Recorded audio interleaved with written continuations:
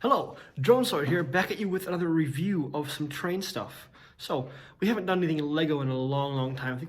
I think we only have two Lego videos if you count Lego Tower Gets Destroyed. So, today we're going to be reviewing the MouldKing QJ Class Steam Locomotive knockoff Lego set. So, sit back, relax, and enjoy. Roll the theme there, boy.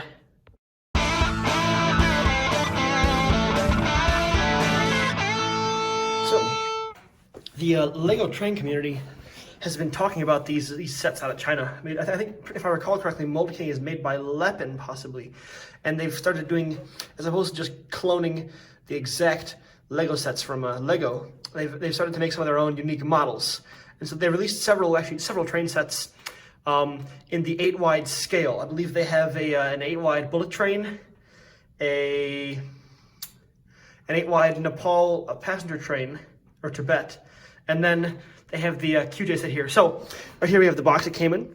Now, from what I've heard from most people online is that most people's boxes, they don't actually get the train box. They get like some kind of dinky shipping package, and it's kind of all the parts are just kind of dumped in there. I ordered mine from a seller on Amazon called Tinging Shop, and it actually came in its real box, which is surprising. So if we look here, what's kind of jank is well, the box isn't horrible, but it's I mean it's better than what I expected. I honestly expected like a white UPS shipping box, and then, well, I actually ordered two of these locomotives, one of them from eBay, directly from MouldKing, and then one of them from Amazon. And the Amazon one came in this box, and the eBay one arrived in, well, the jank regular paper packaging. So the package had the package that I had came with this box. It was filled with track, came with a full loop, 8 straight tracks, and then 16 curves, enough to make a full, pretty big oval. Actually, a lot more track than I would anticipate would come with a set like this. So that's cool. It came with a manual for the power block and how you can pair the remote with the battery box / receiver, or how you can use the app. Now, I've used the app, and there's a major flaw with the battery box and control system. It's more or less binary. When you push that button, that train either goes very fast or even faster. And that is due to the actual design of the mechanism, which I will show in a bit. But let's take a look at these instructions. This book is actually quite nice. It's almost Lego quality, I would say. And it came with 5 bags. And something that's different from Lego, unfortunately, is that you can't just build the tender. So, for example, I had like a mini window of time between classes here at college, and so I wanted to just assemble the tender so I get part of it done. So I assumed it was in bag 4. It was not. Open bag 4, and some of the components were not there. They want you to build this in order, starting with the locomotive, and then there are parts that are saved from others that you will need. But they have some pretty reasonable instructions for the wiring for the motors. However, the cable management in this set is awful, and this is somewhat confusing. When you see this on the first page, you think I probably should assemble that. Well, there's the differential gear with some other blocks that aren't there. This part is actually assembled in instructions way down. This is only for stickers and for wiring, which is, I found, confusing. The rest of it, though, I mean, the instructions are step by step, tell you what parts you need. It's more or less just like Lego, which is actually quite nice. And they're nice color instructions. And yeah, it also came with stickers. Now, something that I've found is that some of the other YouTubers who've done reviews of the set have found that the stickers were printed on non-clear backgrounds. Mine were printed on clear backgrounds, so they actually turned out quite nice. So you notice here, this is the finished locomotive, fully done up. It is quite beautiful, honestly. It represents the QJ class of locomotive quite well. It is quite nice. It looks the part. The tender is somewhat simple, but honestly, I mean, it looks right for the type of locomotive. Now, if you notice, the connecting rods are not they're not the exact design as seen in the prototype pictures from the set. Now, I could have built those if I wanted to, but something that I found was that, well, let's just say that there were issues with the reliability of operation using the standard connecting rods. So I did some mods to get it to run better. And actually, this engine is not stock. I have also switched out some electronics as well. This is the remote that it came with. This is garbage. It doesn't really, I mean, it's kind of junk. So, in keeping with the fashion of knockoff Chinese Lego parts, I bought a fake Lego Power Functions remote and a fake Power Functions receiver, which you can see in the top of the tender. Down the road, I plan on covering that up, possibly making it more detailed to make it look nicer. Then, of course, we have wires running to the receiver. I did some mods to this engine to get it to run better. It was, well, as I mentioned before, the big design flaw is that power box. With this controller, you more or less had moderate speed or derailment speed, because you'd hold down one button or two buttons, and then the internal mechanism would sum together two engines. Let me explain how that actually works. So, one thing I do like about this is it's easy to break apart to get to the electronics and to get to the stuff. So let's pull that apart. You can lift off the front.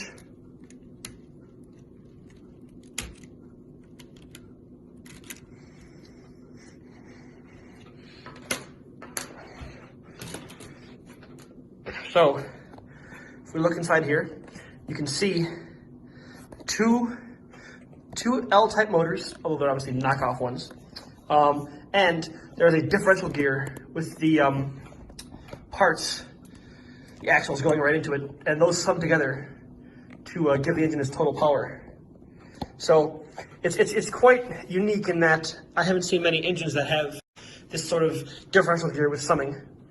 And so what that means actually is if we configure it with the Power Functions remote, the mod that I did to get it to run better was I assigned each motor to one of the ports on the receiver, and then I patched the power out of the included rechargeable battery box into that, running the wires between the tender.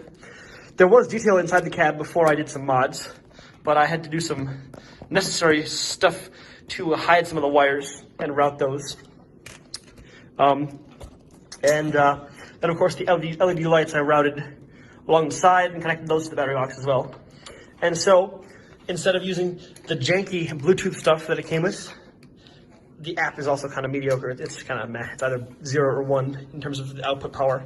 And so, what I did was I connect that to the receiver, and you are able to run both motors together. You can control how much of each one is spinning, and since there's differential gear, there's no damage to them if they're spinning opposite directions. It just cancels out to 0. And if you're running them all together, you can choose how much of each you add, and it sums it and it gives you a lot more variation in your speed steps. In the case of the connecting rods, once again, I did some modifications to get them to run better. We more or less just have the standard long connector, and then I took some parts off of the other running gear, and just kind of, and then on each side I mirrored it, and so these just rub against the rods, and so occasionally when you go on turns, it moves a little bit, not too far, but it's nice enough that it doesn't obstruct anything, and there's no resistance.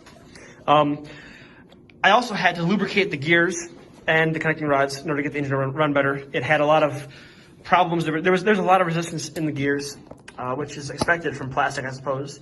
But some model train oil did wonders on that.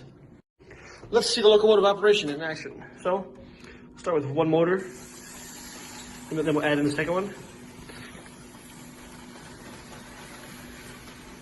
Goes around nicely.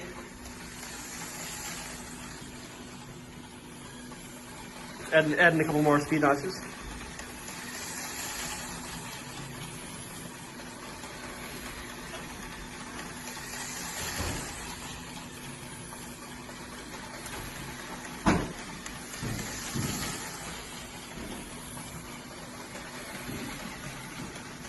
We'll slow it down, and then stop it. Run it backwards a little bit. Hasn't derailed yet. I haven't tried it over any switch tracks because I don't have any here with me currently. They are all back at home, actually. But the engine runs fine, especially with the mods. I will say though that you definitely need to lubricate the gears and the connecting rods. There are massive resistance problems. So one of the cool things built in the locomotive is the differential gear. It's a design flaw, but also quite cool, as if you're using both motors, you have protection if you go too far. For example, you spin these suckers at full speed in opposite directions.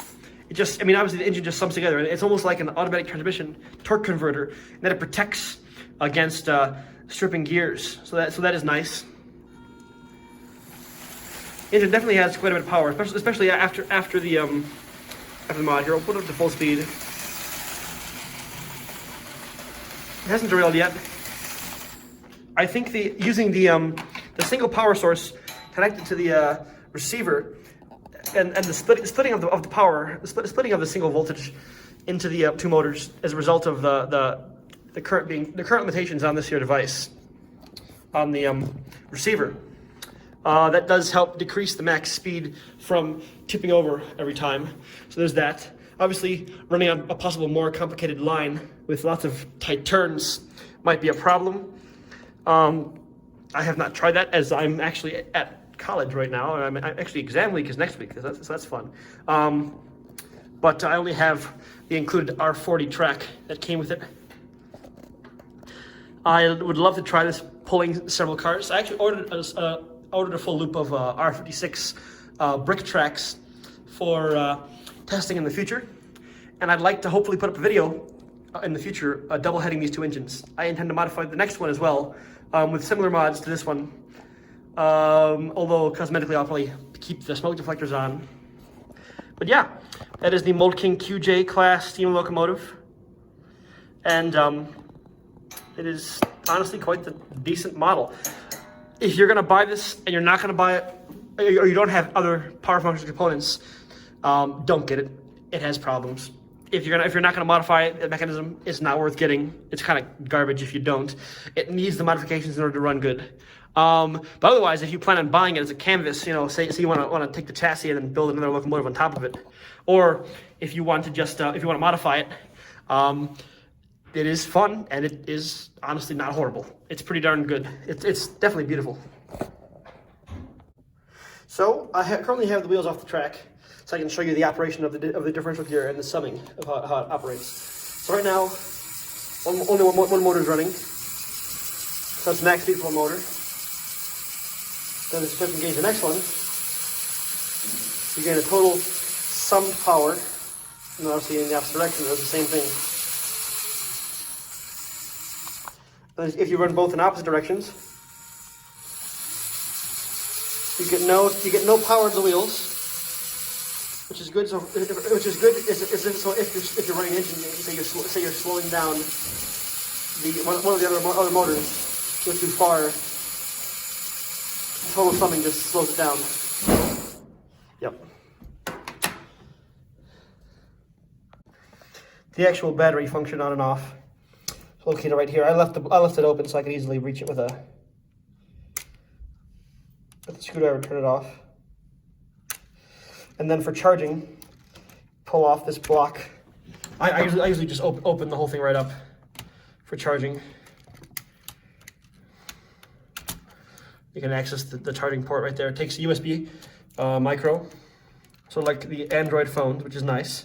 Not USB-C though, which is unfortunate, but I mean, the plug's common enough, the one that it uses. Something to be careful of is don't plug it into your iPhone, iPad, high power, high current charging port. You could fry the battery box. That would not be good. Plug it into a low voltage output source, or low voltage and low current. The operating manual for the battery box actually tells the exact specs of what you need for that. So yeah. Some final notes I would like to share for this model are that if you're going to buy it, be careful who you buy it from. Make sure you check the sellers. You know, Amazon, the seller there is the seller is good. They will ship. The one problem with Tinging Shop though is that they take forever. Mine literally arrived on the last day that Amazon said it could arrive, and they gave me a phony tracking number, which is fun, but it did arrive. The eBay one that's labeled from the actual MouldKing shop, that one they do ship. They actually it shipped pretty fast, surprisingly, considering that it's coming from China. I would like to thank you for watching the video. Like, comment, subscribe, If you don't like it, please dislike, leave a comment. And yeah, thank you for watching.